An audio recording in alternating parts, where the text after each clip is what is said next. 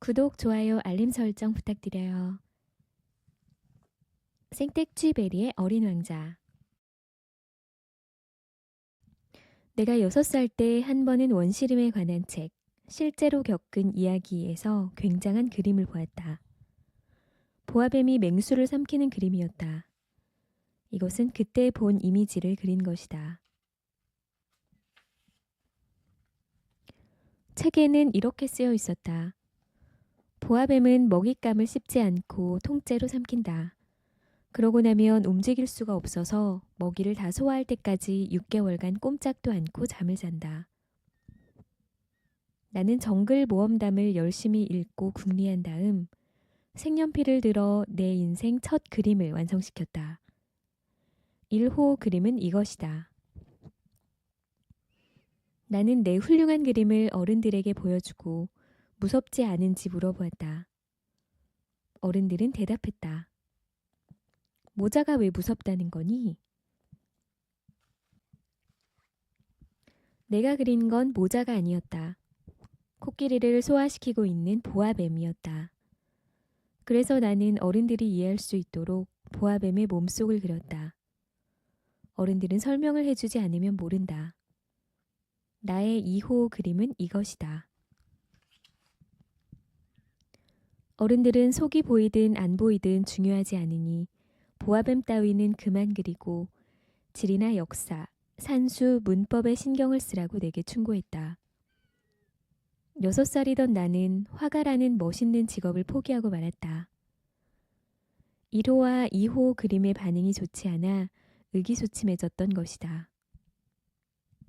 어른들은 혼자서는 아무것도 이해하지 못하고 어린이들은 그들에게 언제나 설명을 해주어야 해서 피곤하다. 결국 나는 다른 직업을 선택해야 했고 비행기 조종법을 배웠다. 전 세계 곳곳을 비행기로 누비고 다녔다. 지리를 배운 것은 정말이지 유익했다. 한 번 보기만 해도 중국과 애리조나를 구별할 줄 알았다. 야간 비행 중 길을 잃었을 때 지리 지식은 무척 큰 도움이 된다. 그렇게 살아오는 동안 나는 진지하게 잃을 데 없는 사람들을 많이 만났다. 오랜 시간을 어른들 곁에서 보냈고 그들을 아주 가까이에서 보기도 했다. 그러나 그들에 대한 생각이 좋은 쪽으로 바뀌지는 않았다. 조금이라도 통찰력 있는 어른을 만나면 나는 늘 갖고 다니던 1호 그림을 보여주며 시험했다. 그 사람이 정말 이해력이 있는지 알고 싶었다. 하지만 늘 이런 대답이 돌아왔다. 모자구나. 그러면 나는 그 앞에서 보아뱀이나 원시림, 별 이야기는 하지 않았다. 그가 이해할 수 있는 범위까지만 말했다. 브릿지 게임과 골프, 정치, 넥타이 같은 화제 말이다. 그러면 그 어른은 나처럼 생각 있는 사람을 만나서 기쁘다고 했다. 나는 속을 터놓을 사람 하나 없이 홀로 살아왔다. 6년 전 사하라 사막에서 비행기 사고를 당하기 전까지 그랬다. 비행기 엔진에 이상이 생겼고 정비사도 승객도 없는 상황에서 나는 혼자 비행기를 수리해 보려고 안간힘을 썼다. 내게는 죽느냐 사느냐가 달린 일이었다. 한 주를 버틸 정도의 물밖에 없었던 것이다. 첫날 밤에는 사람이 사는 곳에서 수천 마일 떨어진 사막의 모랫바닥에서 잠을 잤다. 망망대해에서 난파되어 뗏목에 의지한 사람보다 훨씬 고립된 상황이었다. 그러니 동틀 무렵 작고 기묘한 목소리가 나를 깨웠을 때 얼마나 놀랐을지 상상해보라. 목소리가 말했다. 저기 양 좀 그려줘. 뭐라고? 양 한 마리만 그려줘. 벼락이라도 맞은 듯 나는 자리에서 벌떡 일어났다. 눈을 비비고 조심스럽게 주변을 돌아보았다. 굉장히 신기한 꼬마가 심각한 표정으로 나를 쳐다보고 있었다. 이 그림은 나중에 내가 그를 모델로 그린 것 중에서 가장 잘 그린 초상화다. 물론 내 그림은 실물의 매력을 다 살리진 못했다. 그렇더라도 내 탓은 아니다. 화가가 되겠다는 6살 아이의 꿈을 좌절시킨 건 어른들이었고 그 후로 나는 그림을 배운 적이 없다. 기껏해야 속이 안 보이는 보아뱀과 속이 보이는 보아뱀을 그린 것이 전부였다. 나는 소스라치게 놀라서 휘둥그레진 눈으로 그를 빤히 쳐다보았다. 그때 내가 주거지로부터 수천 마일이나 떨어진 사막에 불시착한 상태였다는 걸 생각해보라. 그런데 이 어린 친구는 사막 한가운데서 길을 잃은 것 같지도 않았고 피로나 배고픔, 목마름이나 두려움으로 기진맥진해 보이지도 않았다. 사람이 사는 곳으로부터 수천 마일 떨어진 사막에서 길을 잃은 아이로는 전혀 보이지 않았다. 나는 겨우 정신을 차리고 입을 열었다. 여기서 뭐하고 있니? 그는 중요한 일을 말하듯 나직하게 반복했다. 부탁이야, 양 한 마리만 그려줘. 이해할 수 없는 일이라도 너무 강한 인상을 받으면 부정할 생각조차 들지 않는 법이다. 주거지에서 수천 마일이나 떨어진 곳에서 죽을지도 모르는 상황에 이건 정말 말도 안 되는 일이라 여기면서도 나는 주머니에서 종이 한 장과 만년필을 꺼냈다. 문득 내가 그동안 열심히 배운 거라곤 지리, 역사, 산수, 문법이 전부라는 게 기억났다. 나는 기분이 살짝 가라앉아서 꼬마 친구에게 그림을 그릴 줄 모른다고 했다. 그가 대답했다. 괜찮아. 그냥 양을 그리면 돼. 양은 그릴 줄 몰라서 나는 내가 유일하게 그릴 줄 아는 그림 2개 중 하나를 그려주었다. 속이 안 보이는 보아뱀 그림이었다. 그런데 꼬마 친구의 대답을 듣고 나는 깜짝 놀랐다. 아니야, 아니야. 보아뱀 뱃속에 들어있는 코끼리를 말하는 게 아니야. 보아뱀은 진짜 위험한 동물이고 코끼리도 정말 다루기 힘들어. 내가 사는 곳은 모든 게 작아.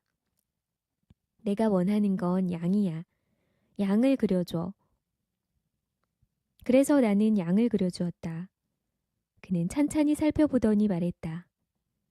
안 돼, 이 양은 병들었잖아. 다른 걸 그려줘. 나는 다시 양을 한 마리 그렸다. 내 친구는 부드럽게 응석을 부리는 듯한 미소를 지었다. 그리고 말했다. 잘 봐. 이건 내가 말한 양이 아니야. 수량이네. 뿔이 있잖아. 나는 또다시 양을 그렸다. 이번에도 다른 것들처럼 아니라는 대답이 돌아왔다. 이 양은 너무 늙었어. 나는 오래오래 함께 살 양을 원해. 그때쯤 내 인내심이 바닥났다. 어서 비행기 엔진을 분해하기 시작해야 하는데. 그래서 쓱쓱 이렇게 그리고 말았다. 나는 그림을 던져주며 말했다. 이건 양이 사는 상자야. 네가 원하는 양은 그 안에 있어. 꼬마 재판관의 얼굴이 환해지는 걸 보고 나는 무척 놀랐다. 내가 바라던 바로 그 양이야. 얘는 풀을 어마어마하게 많이 먹어? 왜 그런 걸 묻지? 내가 사는 곳은 모든 게 작거든. 풀은 충분해. 내가 말했다. 내가 그린 양은 아주 작거든. 그는 고개를 숙여 그림을 보았다. 그렇게 작지 않아. 봐, 양이 막 잠들었어. 나와 어린 왕자는 그렇게 처음 만났다. 어린 왕자가 어디에서 왔는지 이해하기까지 시간이 꽤 걸렸다. 그는 내게 수없이 질문을 던졌지만 내 질문은 듣지 않는 것 같았다. 그의 비밀에 차츰차츰 다가간 것은 대화 중에 우연히 나온 말들 덕분이었다. 어린 왕자는 처음으로 내 비행기를 보았을 때 물었다. 이 물건은 도대체 뭐야? 이건 물건이 아니야. 하늘을 나는 거란다. 비행기라고 해. 내 비행기. 내가 비행을 할 줄 안다는 걸 알려주며 꽤나 으쓱했다.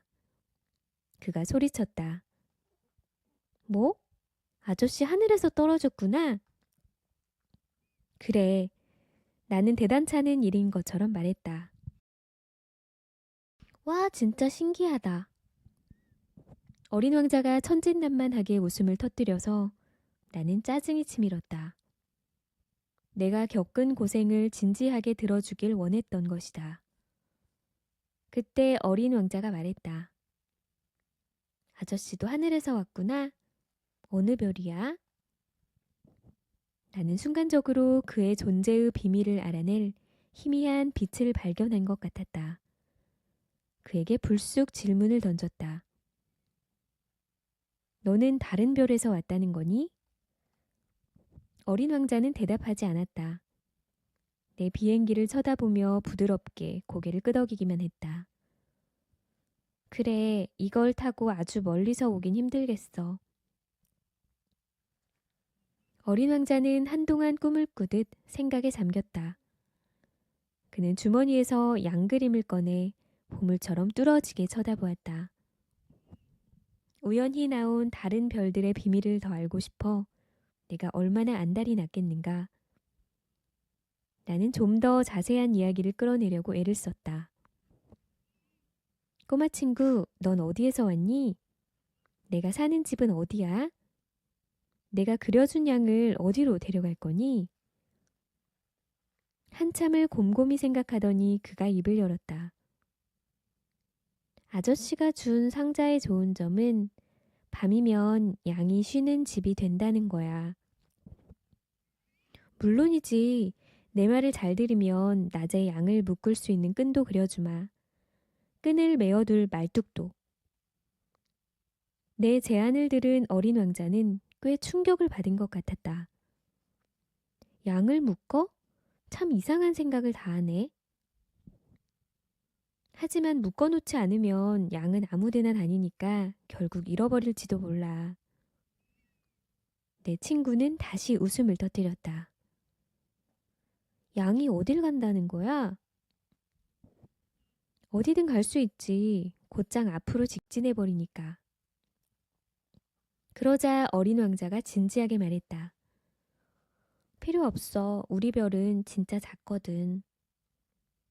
그는 살짝 슬픈 말투로 덧붙였다. 너무 작아서 직진할 수도 없어. 그렇게 나는 굉장히 중요한 두 번째 사실을 알게 되었다. 어린 왕자의 고향 별이 집 한 채보다 조금 큰 정도라는 것이다. 하지만 크게 놀라진 않았다. 우리가 이름을 붙여준 지구와 목성, 화성, 금성 같은 거대 행성 말고도 너무 작아서 망원경에 잡히지 않는 행성이 좋기 수백 개는 된다는 걸 알고 있었다. 천문학자는 그 중 하나를 발견하면 숫자로 이름을 붙인다. 예를 들면 소행성 325 이런 식으로 부르는 것이다. 어린 왕자가 소행성 B612에서 왔다고 믿을 만한 합당한 이유가 있다. 그 소행성은 1909년에 터키 천문학자의 망원경에 단 한 번 포착된 적이 있었다. 터키 천문학자는 국제천문학회에서 그 행성의 존재를 증명해냈다. 하지만 그의 복장 때문에 아무도 그를 신뢰하지 않았다. 어른들은 늘 그런 식이다. 터키의 한 독재자가 유럽식으로 옷을 입지 않으면 사형에 처하겠노라 라는 명령을 내렸다. 소행성 B612의 명성을 생각하면 다행스러운 일이었다. 결국 천문학자는 1920년에 우아한 차림을 하고서 다시 발표를 했다. 이번에는 모두가 그의 발표를 신뢰했다. 내가 당신에게 소행성 B612의 세부사항을 이야기하며 행성 번호를 알려주는 이유도 다 어른들 때문이다. 어른들은 숫자를 좋아한다. 그들 앞에서 새로 사귄 친구 이야기를 꺼내도 그들은 중요한 본질에 대해서는 결코 질문할 줄 모른다. 그 아이 목소리는 어떠니? 그 애가 가장 좋아하는 놀이는 뭐지? 그 애는 나비를 수집하니? 이런 질문을 하는 어른은 없다. 어른들은 이렇게 묻는다. 그 애는 몇 살이니? 형제는 몇 명이고? 몸무게는 몇 킬로그램이지? 아버지 수입은 얼마나 되니? 그런 사실들을 알아야 제대로 그 아이를 안다고 생각한다. 어른들에게 아름다운 장미색 벽돌집을 봤어요.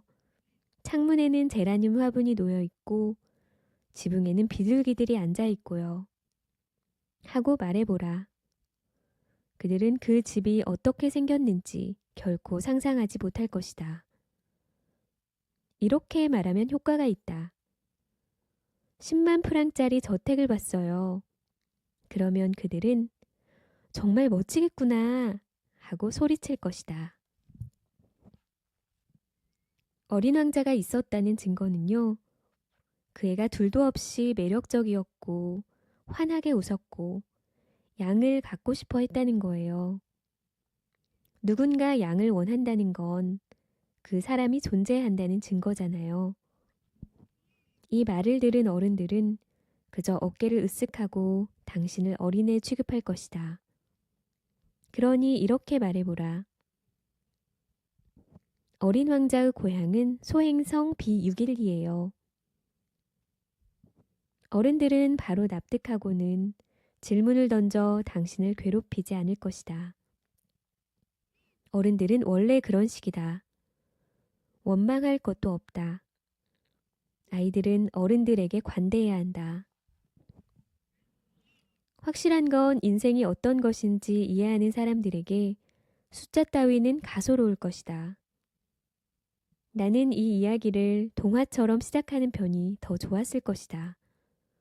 이렇게 말이다. 옛날 옛적에 자기보다 조금 큰 소행성에 어린 왕자가 살았는데 그는 친구가 필요했다. 인생의 의미를 이해하는 사람들에게는 그 편이 훨씬 진실하게 읽힐 테니까. 그렇게 하지 않은 건 내 책이 가벼운 이야기로 읽히길 원하지 않았기 때문이다. 어린 왕자와의 추억을 이야기하면 나는 슬픔에 휩싸인다. 내 친구가 양을 데리고 떠나버린 지도 벌써 6년이나 흘렀다. 지금 여기에서 그 아이를 그려보려고 애쓰는 것은 그를 잊지 않기 위해서다. 친구를 잊는 것은 슬픈 일이지 않은가. 모두가 그런 친구를 가질 수 있는 것도 아니고 나 역시 숫자와 자기만 아는 어른이 되어버릴 수도 있었다. 그렇게 되지 않으려고 나는 그림 물감과 연필을 샀다. 6살 때 속이 보이는 보아뱀과 안 보이는 보아뱀을 그린 게 전부면서 지금 이 나이에 다시 그림을 그린다는 게 얼마나 힘든 일인지 알 것이다. 가능한 한 어린 왕자를 닮은 초상화를 그리려고 최선을 다하겠지만 잘 해낼 자신은 없다. 어떤 그림은 괜찮지만 어떤 그림은 전혀 비슷하지 않다. 어린 왕자의 키부터가 살짝 틀린 것 같다. 이 그림에서는 너무 키가 크고 저 그림에서는 또 너무 작다. 어린 왕자의 옷 색깔도 오락가락한다. 이렇게도 그렸다가 저렇게도 그렸다가 기억을 더듬어갈 뿐이다. 아주 중요한 세부사항들도 결국 잘못 기억하고 실수할지도 모른다. 그렇더라도 나를 이해해달라. 내 친구는 좀처럼 설명을 하지 않았다. 아마도 자기와 비슷하게 그려줄 거라고 나를 믿고 있었으리라. 하지만 나는 안타깝게도 상자 속에 들어있는 양을 보는 법을 알지 못한다. 어느 정도는 다른 어른들과 비슷해졌기 때문이다. 분명 나이를 먹은 것이리라. 나는 어린 왕자의 소행성과 그곳을 떠나온 일, 그리고 그의 여행에 대해 날마다 조금씩 알아갔다. 열심히 궁리하고 우연히 더해지며 아주 자연스럽게 그렇게 되었다. 바오바브 나무의 비극을 알게 된 건 사흘째 되던 날이었다. 이번에도 역시 양 덕분이었다. 어린 왕자는 심각하게 의심스럽다는 듯 불쑥 물었다. 근데 양이 진짜 작은 떨기나무를 먹어? 사실이야. 아, 잘 됐다. 양이 작은 떨기나무를 먹는 게 왜 그렇게 중요한지 알 수 없었다. 어린 왕자는 또 물었다. 그러면 양은 바오바브 나무도 먹겠네? 나는 그에게 바오바브 나무는 작은 떨기나무가 아니라 교회만큼 큰 나무다. 코끼리 한 무리가 와도 바오바브 나무 한 그루를 다 먹어치울 수 없다고 분명히 알려주었다. 코끼리 한 무리를 떠올린 어린 왕자가 웃음을 터뜨렸다. 코끼리 위에 코끼리를 얹어 놓아야 할지도 몰라. 어린 왕자는 똑똑하게 이런 지적도 했다.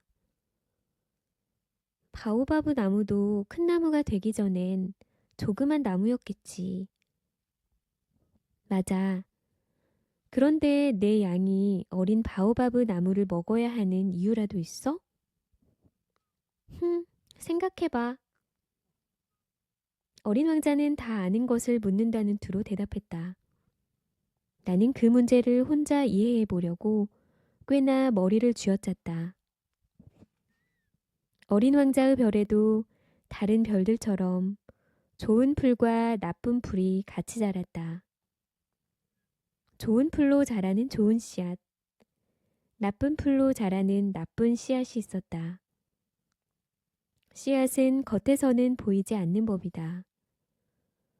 땅 밑에 숨어 잠자던 씨앗 하나가 일어나고 싶다는 욕망을 품는다. 씨앗은 기지개를 켜고서 태양을 향해 수줍게 아름답고 소박한 가지를 내민다. 작은 무나 장미나무 잔가지라면 마음껏 자라게 두겠지만 나쁜 식물의 싹은 발견하는 즉시 뽑아야 한다. 어린 왕자의 별에도 물론 나쁜 씨앗들이 있었다. 바로 바오바브 나무 씨앗이었다. 그의 별은 바오바브 나무 씨앗 때문에 황폐해졌다.